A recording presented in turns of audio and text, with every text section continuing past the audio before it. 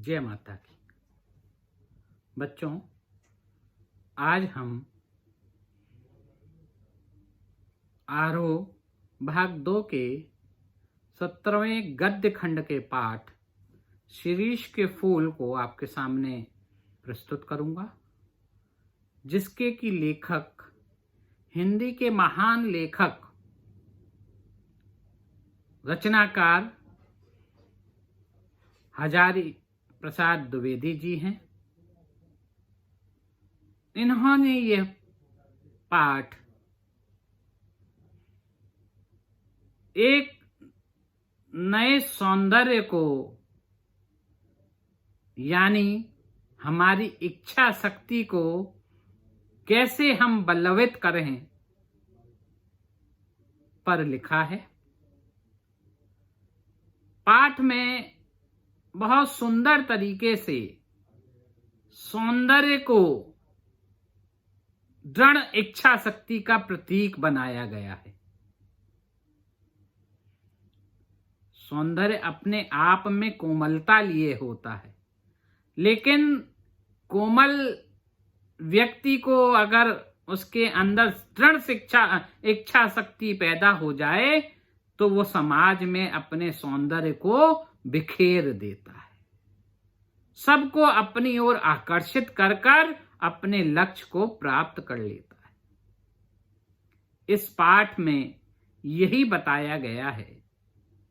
भयंकर गर्मी पड़ रही है, जो आजकल पड़ रही है, जेठ का महीना है, भयंकर गर्मी है, सारे पेड़ पौधे जले जा रहे हैं, पानी की कोई बूंद नहीं है, सब तरफ त्राही त्राही मची हुई है। और उस वक्त एक वृक्ष जिसका की नाम शिरीष है, उस वृक्ष में फूल सौंदर्य बिखेर रहे हैं। जहां सारी सृष्टि वीरान होती दिखाई दे रही है, वहीं ये सौंदर्यपूर्ण वृक्ष अपने लाल पुष्पों के द्वारा इस सृष्टि के श्रृंगार को करने के लिए तत्पर रहता है। गर्मी इतनी ज्यादा है कि मुझे याद आता है कविवर बिहारी के 2 दोहे, जिन्हें मैं आपके सामने प्रस्तुत करना चाहता हूं। आपने शायद कक्षा 10 में पढ़े होंगे कि कहलाने एकत बसत अहि मयूर मृग बाग, जगत तपोवन सो कियो दीरख दाग निगाह। दूसरा है बैठ रही अति सगन वन, पैठ सधन तन माह, देख दोपहरी जेठ की छाहा मांगे छां। यानी जेठ की दोपहरी इतनी जबरदस्त गर्म होती है कि आपस में बैर रखने वाले जानवर भी अपनी शत्रुता को भूलकर छां में ढूंढते बैठे होते हैं, और वहीं जो छां सबको ठंडक देती है वो भी इतनी परेशान हो जाती है कि वो स्वयं अपने लिए ठंडा स्थान ढूंढती है। छां मांगे छां। तो कविवर बिहारी ने जेठ को बहुत सुंदर तरीके से आपके सामने प्रस्तुत किया है। व्याख्या बहुत बड़ी हो सकती है, लेकिन क्योंकि गद्य खंड का पाठ है, इसलिए मैं उस स्वरूप में आना चाहता हूं कि शिरीष का पौधा सौंदर्य की अप्रतिम छटा लेके आता है।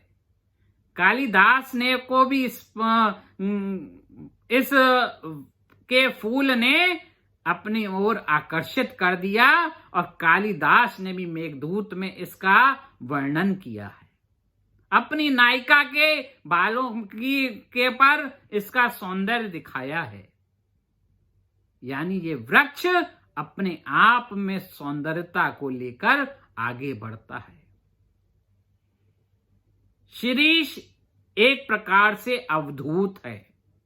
बच्चों, अवधूत का मतलब सन्यासी से होता है। वो सन्यासी जिसे सांसारिक मोह बंधन नहीं बांध पाते हैं, जो इन सब से ऊपर उठकर और अपने तपोबल से समाज का कल्याण करने के लिए तैयार रहते हैं, उन्हें अवधूत कहा जाता है। समाज में ऐसे अवधूतों की बहुत आवश्यकता है। इस पाठ में शिरीष को एक अवधूत के रूप में प्रस्तुत किया गया है कि चारों तरफ भयंकर गर्मी पड़ रही है, लेकिन ये वृक्ष अपने सौंदर्यपूर्ण पुष्पों के माध्यम से अपने समस्त सृष्टि के श्रृंगार के लिए तत्पर रहता है। यानी अगर हम चाहे कितनी भी विपरीत बाधाएं आ जाएं, लेकिन अगर हम बाधाओं से घबराते नहीं हैं तो निश्चित सौंदर्य हमें अपनी तरफ आकर्षित करता ही है। इस वृक्ष की खासियत देखिए कि इसका पुष्प इतना कोमल होता है कि अगर इसके ऊपर कोई भौरा भी बैठ जाए तो ये स्वयं टूटकर नीचे गिर जाता है। यानी ये वृक्ष हमें सीख देता है कि हमें हमेशा सबके साथ कोमलता का व्यवहार करना चाहिए। अहंकार से, आडंबर से हमें दूर रहना चाहिए। कविवर उन्मुक्त जी की पंक्तियां हैं कि जीत लो सबका हृदय आचरण से, जीत लो सबका हृदय आचरण से, जैसे कि मधुगंध वातावरण से, आशीष का मोल होता बहुत है, देते नहीं लोग अंतःकरण से। ये शिरीष का फूल उसी कोमलता को आपके लिए लाना चाहता है।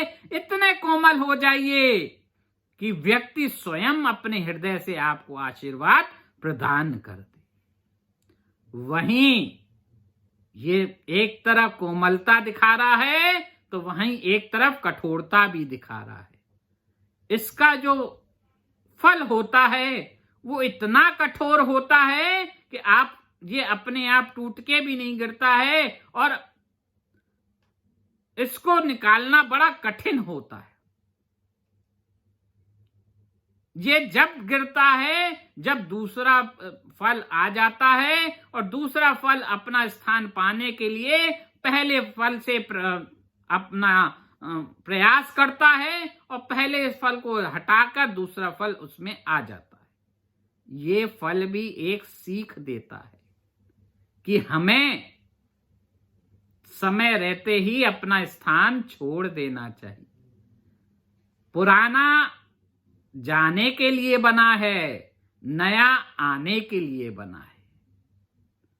पुराने को अगर अपना सम्मान रखना है तो उसे नए का स्वागत करने के लिए तैयार रहना चाहिए।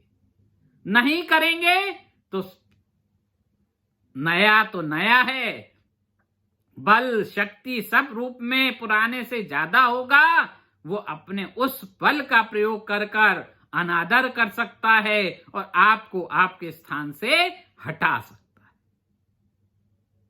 यानी ये पंक्तियां समाज के हर वर्ग के लिए कही गई हैं कि नए का स्वागत होना चाहिए, पुरानों को उनका सहयोग करना चाहिए, स्थान रिक्त भी करना चाहिए। अगर ऐसा नहीं करते हैं तो समय अपने आप उनका स्थान नए को दिला देता है। नेता बुजुर्ग से बुजुर्ग होते चले जाते हैं, कुर्सी नहीं छोड़ते, लेकिन समय परिवर्तनशील है। पुराना है तो जाना होगा, नया है तो आना होगा। समाज यही है, अपने आप उनको वो उनकी गद्दी से हटा दिया जाता है। इस पाठ में इतनी मौलिकता है कि इसका जितना भी वर्णन किया जाए वो कम है। इस पाठ में एक व्यक्ति की चर्चा की गई है, एक सन्यासी की चर्चा की गई है, और वो सन्यासी और कोई नहीं, महात्मा गांधी हैं, जिन्होंने प्रेम, सौहार्द, सत्य, अहिंसा इन सब को साथ लेकर समाज को एक नई दिशा प्रदान की। उन्होंने भी एक अवधूत के रूप में साधना की और उस साधना का परिणाम आज हम स्वतंत्र भारत में स्वतंत्र सांस ले रहे हैं।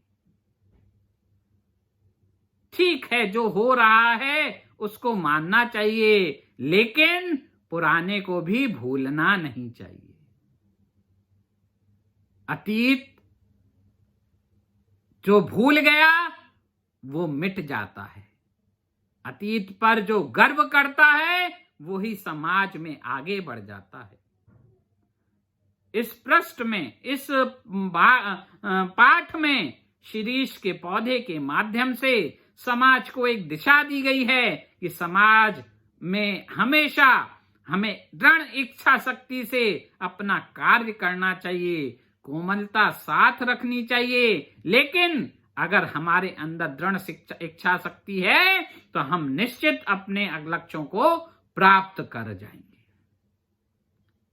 भयंकर गर्मी है, पानी नहीं है, चारों तरफ हाहाकार मचा होता है, पुष्प गर्मियों में नहीं मिलते, लेकिन ये वृक्ष अपने सौंदर्य को पुष्पों के माध्यम से इस पृथ्वी पर बिखेरता रहता है। उसी प्रकार से चाहे कितने भी झंझावात आ जाएं, लेकिन हमें घबराना नहीं चाहिए। अरे जीवन तो झंझावातों से घिरकर ही आगे बढ़ता है। फिर मैं कहूंगा अंत में पंडित ललित कुमार वाजपेयी जी की इन पंक्तियों के साथ मैं इस पाठ को पूर्ण करता हूं कि शिरीष के पौधे के बारे में है, जीवन के बारे में है, साकार स्वरूप के बारे में है कि मधुमास रचाना फूलों से सबको आता। मधुमास रचाना फूलों से सबको आता, शूलों का काम वेदना ही होता। शूलों का काम वेदना ही होता, पर शूलों से घिरकर भी जो मधुराज बुला लेते, सच्चा जीवन जीना उनको ही आता। सच्चा जीवन जीना उनको ही आता। धन्यवाद।